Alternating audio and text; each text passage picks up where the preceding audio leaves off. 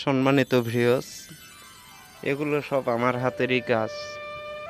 আমি কাঠের বার্নিশে কাজ করি। এই দোকানেই আমি কাজ করতাম, এখনো করি। আশা করি এরপরে আরো ভালো ভালো ভিডিও ছাড়ার চেষ্টা করব। সবাই দেখুন।